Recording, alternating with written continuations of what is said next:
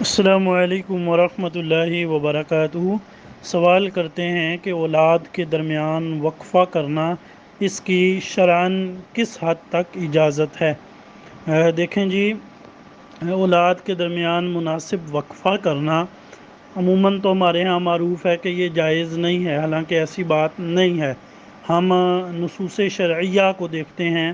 قرآن مجید میں اگر ہم دیکھیں تو اللہ تبارک و تعالیٰ فرماتے ہیں والوالدات یرضعن اولادہن حولین کاملین، مائیں اپنے بچوں کو 2 سال تک دودھ پلائیں۔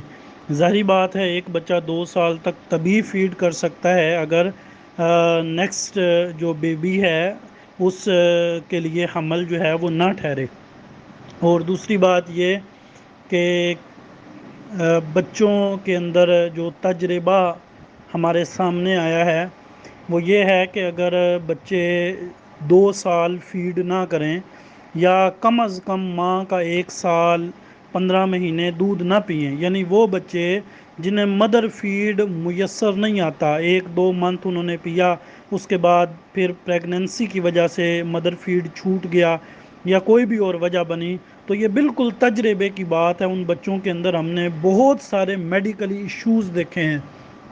میں شریعت کو بھی سامنے رکھتے ہوئے اور مختلف لوگوں کے تجربات بھی سامنے رکھتے ہوئے بڑی جو ہے وہ فورسفلی یہ کہتا ہوں کہ ضرور بھی ضرور اگر میں کہوں نا کہ فرض ہے تو میری اس بات کو تاکید سمجھا جائے کہ بچوں کے درمیان کم از کم 2 سال کا وقفہ یوں سمجھیں کہ فرض ہے۔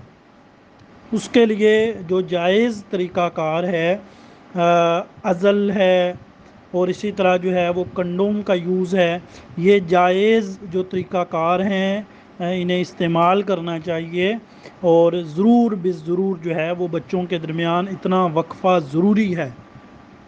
یہ میں انتہائی کہہ لیں کہ ذمہ داری سے یہ پیغام اور یہ بات آپ کے ساتھ عرض کر رہا ہوں۔ اس میں تجربہ بھی شامل ہے، اس میں لوگوں کے کیسز بھی شامل ہیں، اور اس میں قرآن و سنہ کی نصوص کو بھی سامنے رکھ کر یہ آپ سے گزارش کر رہا ہوں۔